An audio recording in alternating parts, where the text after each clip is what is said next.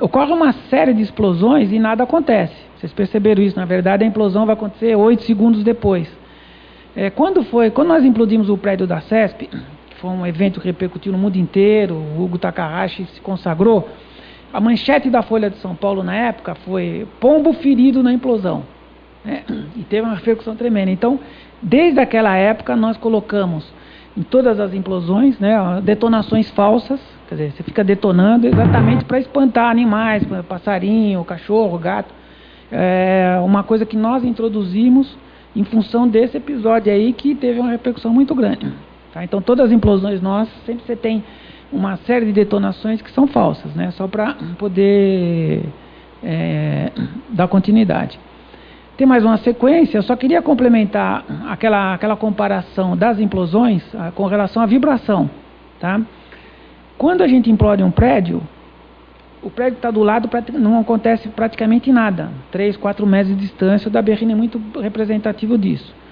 Em compensação, quando você, depois que retira o entulho, numa construção, você, pegando o exemplo do batistaca, né, a aplicação do batistaca, que é um corpo pequeno, gera aparecimento de trincas. Então, quem mexe com construção sabe que danos nas vizinhanças e tudo mais, sempre acaba aparecendo alguma coisa. Existe toda uma abordagem de reparos com relação a esses danos, e o batistaca que gera esse tipo de problema.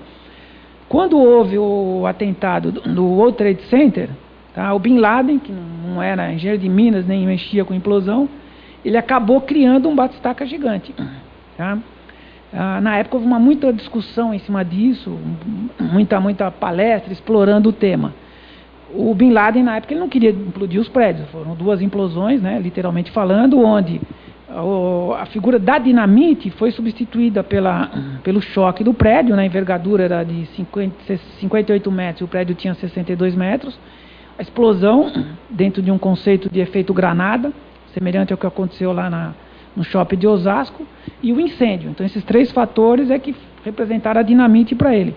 Sendo que o vazio criado por ele, que nós criamos com a dinamite, estava lá a 50, 60, 70 andares. Então, quando ele criou essa implosão naquele ponto, gerou um colapso sucessivo, né, carregando todas essas lajes. E essas lajes se transformaram num batistaca gigante. Então, se vocês têm a memória, que vocês devem ter, a imagem, a lembrança, é que quando os prédios caíam, prédios em volta, né, acabaram entrando em colapso e ruindo, como se fosse uma implosão. E, na verdade, foi o efeito dinâmico da queda das torres que geraram o colapso dessas estruturas. Vocês verem, então, aí uma analogia, né, um verdadeiro batistaca gigante que foi gerado com a queda das torres. Não, isso não. Na época se cogitou que fosse implosão, inclusive o pessoal da imprensa ligava para a gente. Implosão não, porque dá para perceber na filmagem que não tem poeira embaixo. A técnica de implosão prevê a detonação sempre de baixo para cima e do meio para a periferia. Então não aparecia isso. O que o Bin Laden queria na época era acertar o prédio, já estava bom demais, né? Depois ficou comprovado que não era intenção eles não tinham a pretensão de derrubar o prédio. Aquilo foi um plus aí que eles não imaginavam que poderia ocorrer, né? Então, realmente, falava-se muito que tinha um peso. Não, eram amortecedores, cada prédio tinha mais de 10 mil amortecedores. O contraventamento, né, os efeitos do contraventamento eram compensados por esses 10 mil amortecedores. Não tinha nenhum peso no topo do prédio, nem nada. Então, isso aí é mais superstição, aí, né? Vamos lá. Um espetáculo atrai centenas de curiosos no Rio de Janeiro. Uma implosão pôs abaixo prédios antigos no centro da cidade. Na hora exata, os explosivos foram acionados. 800 bananas de dinamite.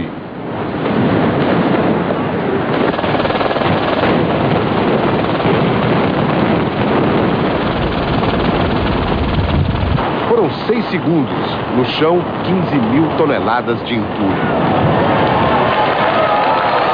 Esse prédio ele ficava em frente ao Palácio Itamaraty, que é um dos... ficar em frente ao Palácio Itamaraty, que é um dos maiores acervos históricos, arquitetônicos e artísticos do Brasil. E na época veio uma comitiva de Brasília, do Itamaraty, para melar a implosão. Eles eram contra, naturalmente, a implosão. Aí foi feito um trabalho de convencimento, inclusive numa reunião comandada pelo, na época, o embaixador do Itamaraty, uma pessoa de muito bom senso, onde se questionava, né, os riscos que a implosão representava. Então eles tinham preocupação com relação à poeira. Então eles falaram, o prédio vai ser todo envelopado, na implosão a poeira vai ser menor do que hoje o movimento de trânsito na rua. Preocupação com vibração. Aí nós mencionamos, olha, a vibração vai ser menor do que uma carreta passando em frente ao prédio. E o curador do museu na época comentou que quando passava a carreta na avenida, tinha um lustre lá, um lustre avaliado de $1 milhão, ele tremia. Então a USP de São Paulo fez uma filmagem na época, junto com o monitoramento sismográfico, onde revelava que o lustre não tremeu na implosão. Tá? Então, toda essa preocupação que é natural, que é legítima, foi eliminada nessa reunião. Depois o próprio embaixador é que virou torcedor da implosão e cobrava até a implosão, porque era uma vantagem, né? Era uma intervenção que demandaria um dia, praticamente, em termos de poeira, ao passo que a demolição convencional criaria um transtorno para eles durante meses, né?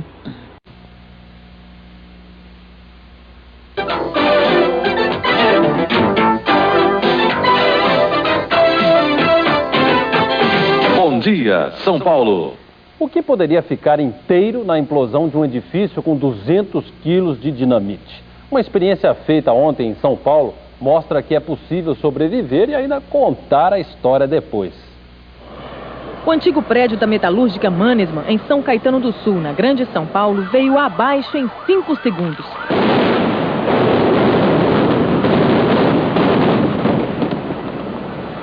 Nunca uma implosão foi tão bem sucedida no Brasil. No meio de toda essa destruição, até o que parecia impossível, aconteceu.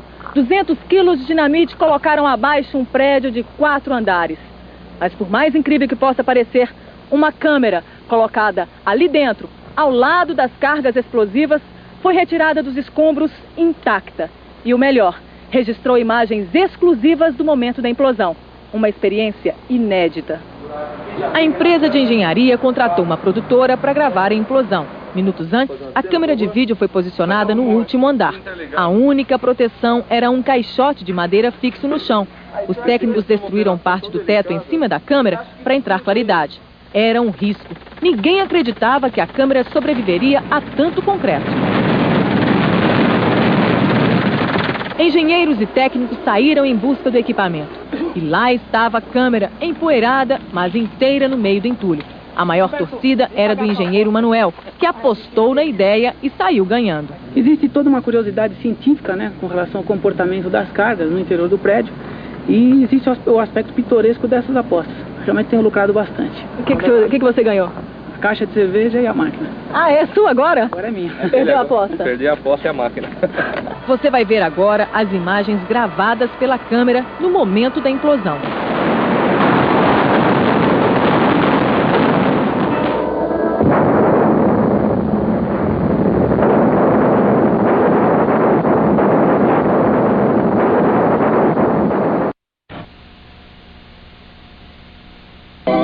Fantástico. A primeira implosão de um prédio no Ceará atraiu milhares de pessoas à região mais valorizada da cidade, a Avenida Beira-Mar. 1.200 bananas de dinamite, num total de 150 quilos de explosivos, foram espalhadas nesse prédio de 9 andares, construído há mais de 20 anos. Em 6 segundos, veio abaixo o que levaria 1 ano para ser demolido.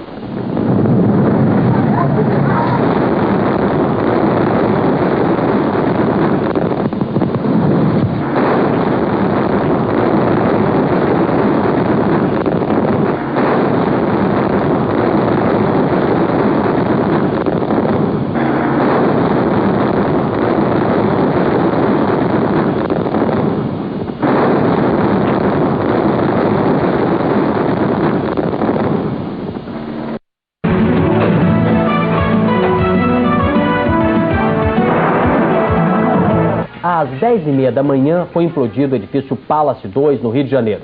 É o fim de um drama que começou há uma semana.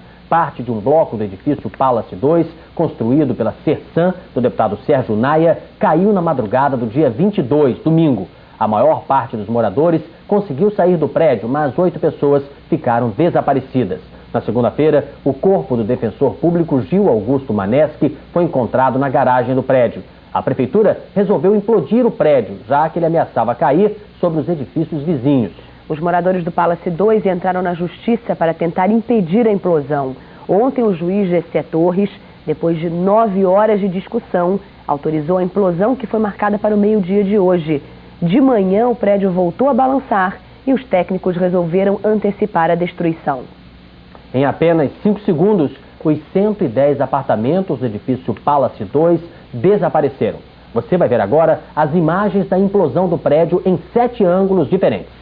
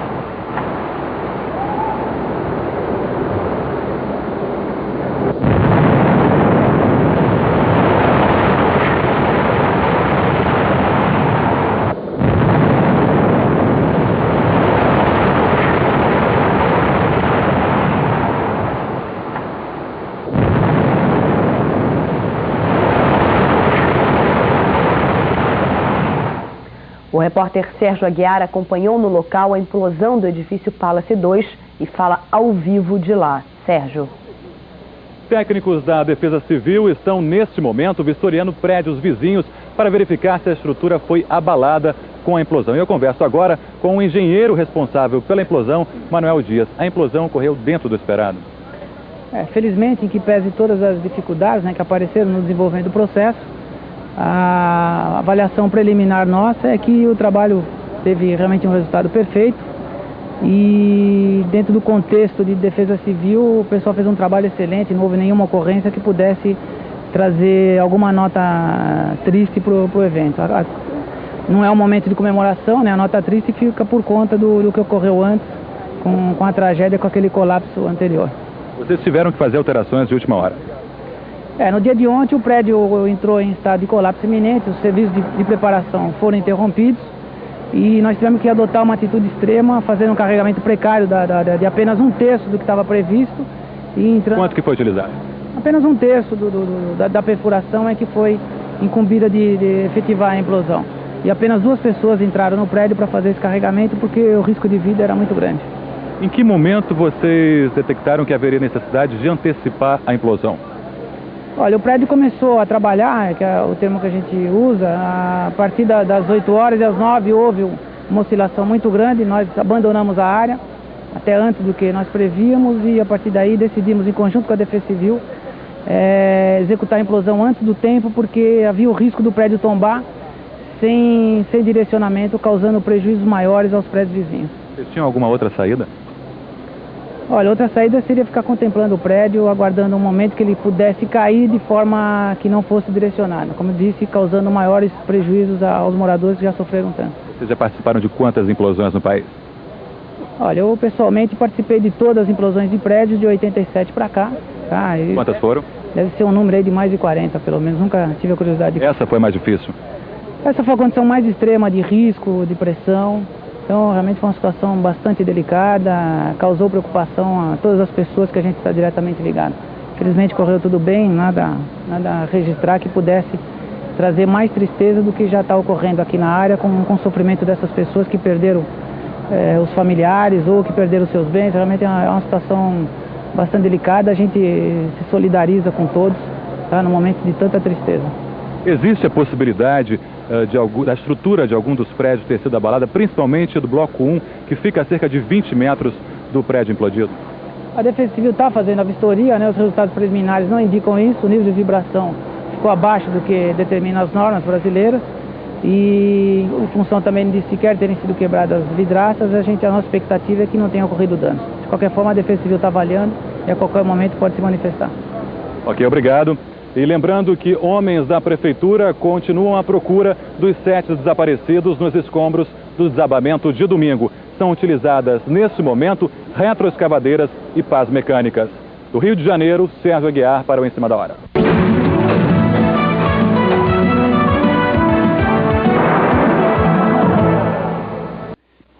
Eu tinha mencionado anteriormente, né, o Palace 2, as condições de risco lá eram muito grandes. Nós trabalhamos efetivamente apenas 5 horas. Seria um prédio que, em condições normais, nós detonaríamos 3 ou 4 andares. E quando vindo de São Paulo, no avião, a gente combinado com o encarregado, nós só abordaríamos os andares em que tivesse garagem, que eram 2. E entendíamos na época que com 2 andares a gente obteria o sucesso na implosão. E só a garagem por quê? Porque você tem acesso aos pilares, não precisa quebrar parede nenhuma. Tá? Eles tinham dois subsolos de garagem. Pra vocês terem uma ideia, nós nunca subimos no primeiro andar. Andamos no térreo e nos 2 subsolos somente. E na época se cogitava, né, no momento de comoção, se cogitava até de pessoas assinarem termos de responsabilidade, correndo o risco de tirar as coisas, tal. Então isso aí foi completamente descartado. Ali era a preocupação maior nossa, era diminuir o sofrimento das famílias, porque quando ocorreu a tragédia, foi num domingo de carnaval, a primeira reação do Corpo de Bombeiros foi retirar os escombros para resgatar os corpos, porque nós convivemos lá, nosso trabalho ainda com 7 corpos no entulho. E quando eles foram fazer essa retirada, constatou-se que o entulho e mais os 2 pilares remanescentes de uma linha de 4, o entulho era responsável pela estabilidade do prédio, mesmo que precária. Então essa intervenção ela ficou inviável. Daí a constatação, na quarta-feira, o técnico, o engenheiro da prefeitura, olhando lá, uma coisa impressionante, olhando os projetos, ele constatou erro de projeto em um pilar. Aquele pilar é que levou ao colapso, associado a outros fatores, né? Tudo na época contribuiu para que ocorresse aquilo. O projeto estava errado, o material empregado era aquela história da areia de mar, era verdadeira, porque o Sérgio Naia, a construtora dele, estava construindo um shopping perto da praia e a areia dessa retirada, da escavação, foi usada no Palace 2. E a construção foi feita na Galega. Então o projeto, o material empregado e a execução, tudo isso somado acabou gerando a tragédia. E o Palace 1 também conviveu, com todos esses riscos. Ele pôde ser recuperado porque ele estava numa condição tal que ainda permitia fazê-lo, senão também passaria pela mesma situação do Palace 2.